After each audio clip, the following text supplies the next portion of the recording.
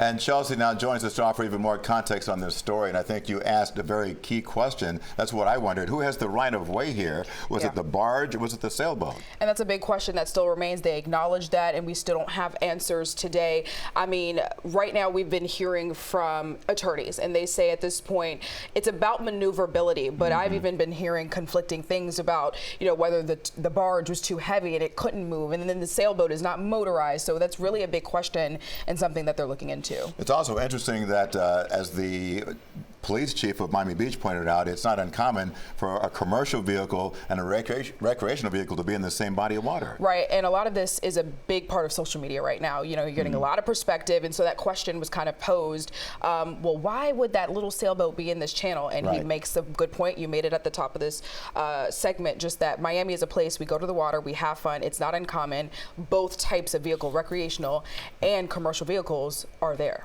You know, it really points out that, frankly, when it comes to the water here in South Florida, it's kind of the wild, wild west. Yeah. It's not like getting out there driving on the roads where there's clear and delineated lanes where you're supposed to be or not to be. And so many people are in the water that it is really difficult to police it, isn't it? It is, but I think something that was key that has come out, something we first reported before any other media outlet, is that campers were saying that everyone on board this sailboat did have life jackets on. So they at least were taking the precautions necessary to be safe out on the water.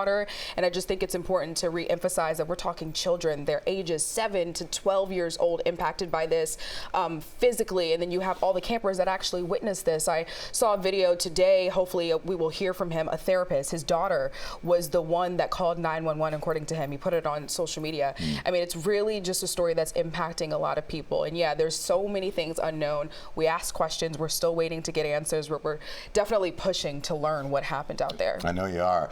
The Miami Yacht Club has a great legacy here in South Florida, and for generations it has really been a lifeline to help people enjoy the water. Yes, and safely, and learn how to do it. I mean, you got to think this is a club that has been around for decades. I mean, I see people saying, hey, like, I was a part of that, my kids were a part of it 20 years ago, so it definitely has a reputation, a solid one here in this community.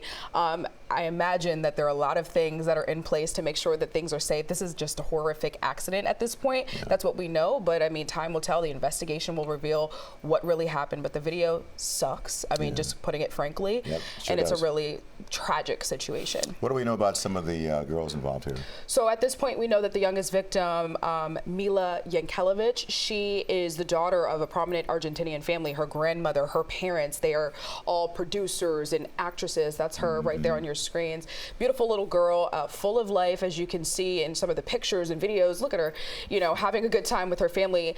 We learned that her grandmother, Chris, that's who you're looking at right here, has landed here in Miami, I imagine, to be with the family. And then we also are hearing new information about who the other deceased victim might be. I don't have any confirmation on that, so I don't want to release any names, but we also know that there were two other girls, 8 and 10 is the new information we're learning, are in the hospital right now, still in critical condition. One might be on life support. So just terrible, terrible thing. There's a prayer chain, I know, that is out there as people try to just hope for the best in their recovery. Yeah, we will certainly join that prayer chain. Chelsea, thanks for bringing us up to date. I know you'll stay on top of this story. Absolutely. Thank you, Jim. Thank you.